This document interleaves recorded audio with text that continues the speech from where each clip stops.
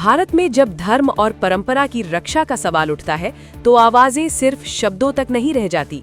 योगी सरकार को 40 दिनों का अल्टीमेटम देने वाले हैं काशी के शंकराचार्य स्वामी अविमुक्तेश्वरानंद।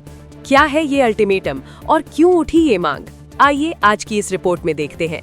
वाराणसी से बड़ी खबर सामने आई है। शंकराचार्य स्वामी अविमुक्तेश्वरानंद ने शुक्रवार को शंकराचार्य घाट स्थित श्री विद्या मठ में मीडिया से बातचीत में कहा कि अब माघ मेले में स्नान करने की बात पीछे छूट चुकी है।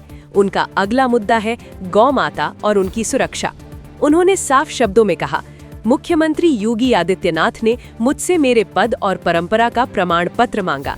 हमने सहज भाव से वो उनको सौंप दिया, क्योंकि सत्य को साक्ष्य से भय नहीं होता।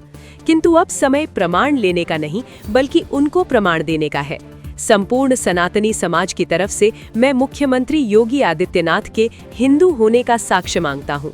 हिंदू होना केवल भाषणों या भगवे तक सीमित नहीं है। इसकी कसौटी गौ सेवा और धर्म की रक्षा है।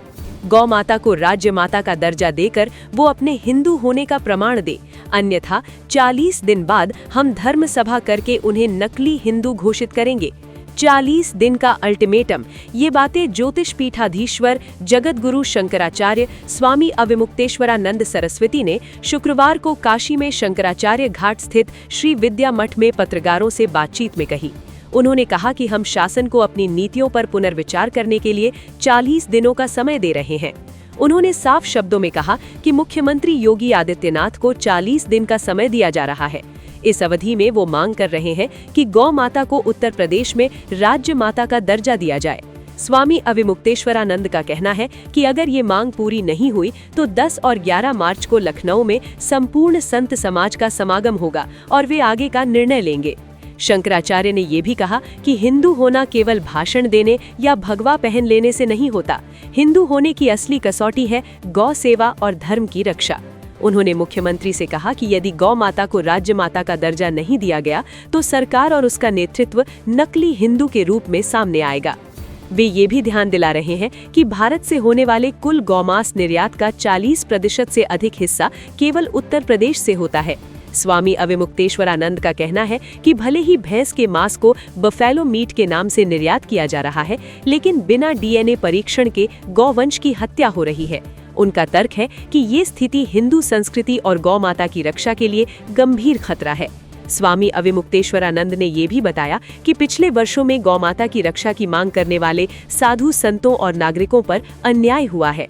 उदाहरण के तौर पर उन्होंने 1966 के दिल्ली के गौरक्षा आंदोलन का जिक्र किया, जिसमें तत्कालीन सरकार ने अनेक गौभक्तों और संतों पर क्रूर कार्यवाही की थी। स्वामी अविमुक्तेश्वरानंद ने ये भी कहा कि उत्तराखंड और महाराष्ट्र सरकारों ने गौ माता को राष्ट्रीय या राज्य माता का दर्जा दिया है। नेपाल में भी गौ राष्ट्रीय पशु है। ऐसे में भगवान राम और कृष्ण की धरती उत्तर प्रदेश में ऐसा क्यों नहीं हो सकता? तो अब सवाल यही है, क्या उत्तर प्रदेश की सरकार इस 40 दिन की चुनौती को स्वीकार करेगी और गौ माता को राज्य माता का दर्जा देगी, या 11 मार्च को लखनऊ में संत समाज की अगली कार्यवाही देखने को मिलेगी? समय की घड़ी चल रही है और भारत की सनातनी संस्कृति पर सबकी नजर टिकी है। हम आपको इस मामले की हर अपडेट से रूबरू कराते रहेंगे। Subscribe to One India and never miss an update. Download the One India app now.